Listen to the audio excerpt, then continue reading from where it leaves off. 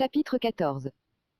Stapi est une bourgade formée d'une trentaine de huttes, et bâtie en pleine lave sous les rayons du soleil réfléchis par le volcan. Elle s'étend au fond d'un petit fjord encaissé dans une muraille du plus étrange effet. On sait que le basalte est une roche brune d'origine ignée. Elle affecte des formes régulières qui surprennent par leur disposition. Ici la nature procède géométriquement et travaille à la manière humaine, comme si elle eût manié l'équerre, le compas et le fil à plomb. Si partout ailleurs elle fait de l'art avec ses grandes masses jetées sans ordre, ses cônes à peine ébauchés, ses pyramides imparfaites, avec la bizarre succession de ses lignes, ici, voulant donner l'exemple de la régularité, et précédant les architectes des premiers âges, elle a créé un ordre sévère, que ni les splendeurs de Babylone ni les merveilles de la Grèce n'ont jamais dépassé.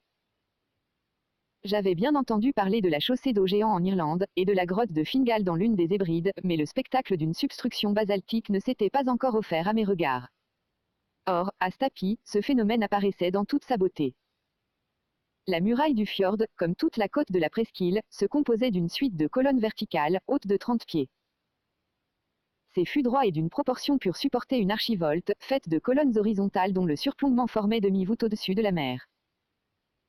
À de certains intervalles, et sous cet impluvium naturel, l'œil surprenait des ouvertures ogivales d'un dessin admirable, à travers lesquelles les flots du large venaient se précipiter en écumant. Quelques tronçons de basalte, arrachés par les fureurs de l'océan, s'allongeaient sur le sol comme les débris d'un temple antique, ruine éternellement jeune, sur lesquels passaient les siècles sans les entamer. Telle était la dernière étape de notre voyage terrestre. Hans nous y avait conduit avec intelligence, et je me rassurais un peu en songeant qu'il devait nous accompagner encore. En arrivant à la porte de la maison du recteur, simple cabane basse, ni plus belle, ni plus confortable que ses voisines, je vis un homme en train de ferrer un cheval, le marteau à la main, et le tablier de cuir au rein. Ça est vertu, lui dit le chasseur. Goddag, répondit le maréchal Ferrand en parfait danois. Kirkoerd, fit Hans en se retournant vers mon oncle. Le recteur. Répéta ce dernier. Il paraît, Axel, que ce brave homme est le recteur. Pendant ce temps, le guide mettait le Kirkoerd au courant de la situation, celui-ci, suspendant son travail, poussa une sorte de cri en usage sans doute entre chevaux et maquignons, et aussitôt une grande mégère sortit de la cabane. Si elle ne mesurait pas 6 pieds de haut, il ne s'en fallait guère.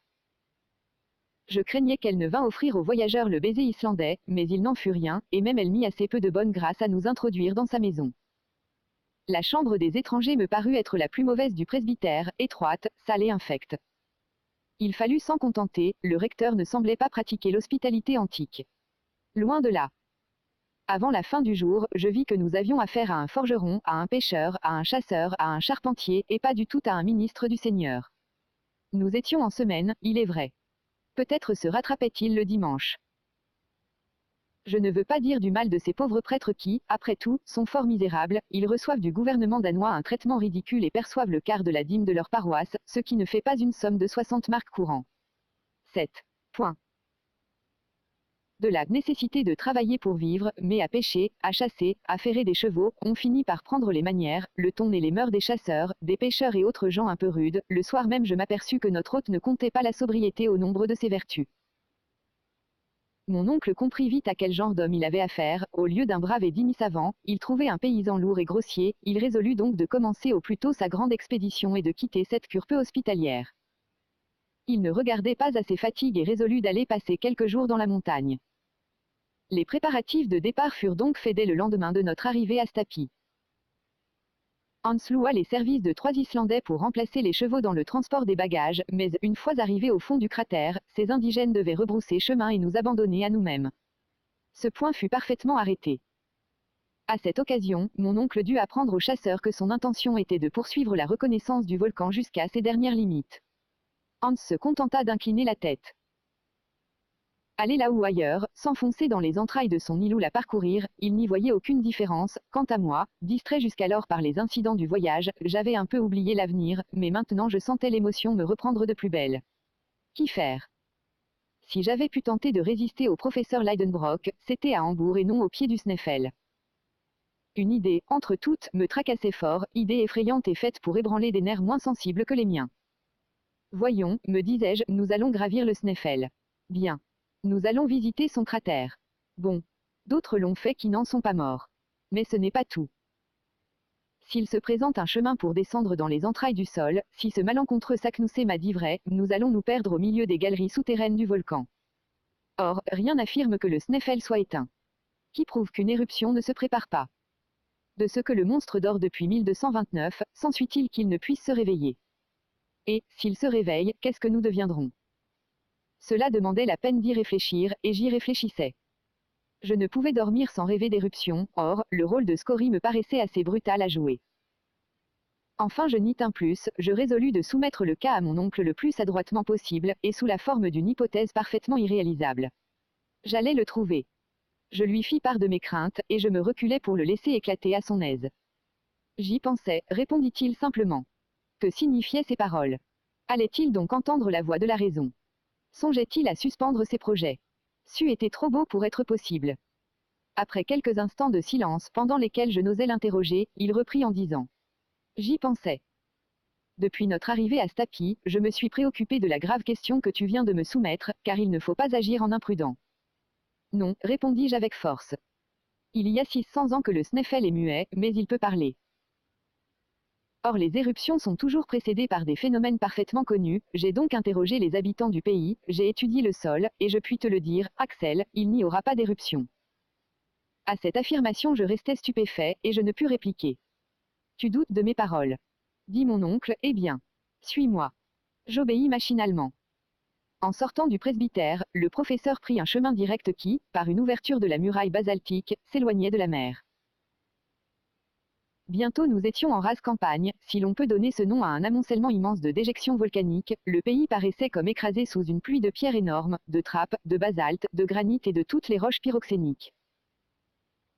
Je voyais ça et là des fumerolles monter dans les airs, ces vapeurs blanches nommées Reykir en langue islandaise, venaient des sources thermales, et elles indiquaient, par leur violence, l'activité volcanique du sol. Cela me paraissait justifier mes craintes. Aussi je tombais de mon haut quand mon oncle me dit. Tu vois toutes ces fumées, Axel, eh bien, elles prouvent que nous n'avons rien à redouter des fureurs du volcan.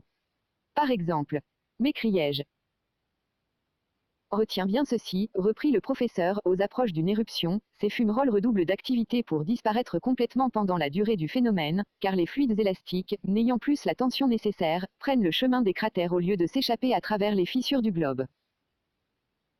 Si donc ces vapeurs se maintiennent dans leur état habituel, si leur énergie ne s'accroît pas, si tu ajoutes à cette observation que le vent, la pluie ne sont pas remplacés par un air lourd et calme, tu peux affirmer qu'il n'y aura pas d'éruption prochaine. Mais, assez. Quand la science a prononcé, il n'y a plus qu'à se taire. Je revins à la cure l'oreille basse, mon oncle m'avait battu avec des arguments scientifiques.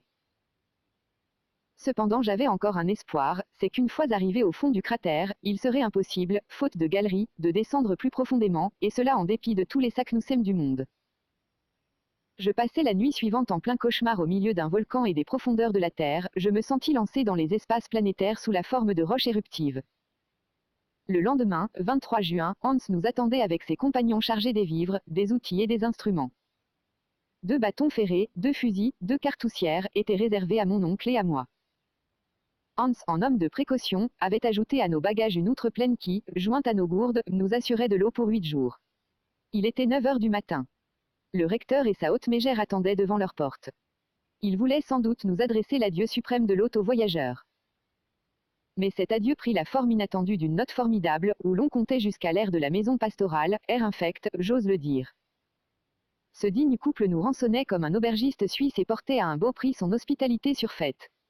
Mon oncle paya sans marchander. Un homme qui partait pour le centre de la terre ne regardait pas à quelques rixdales. Ce point réglé, Hans donna le signal du départ, et quelques instants après nous avions quitté Stapi.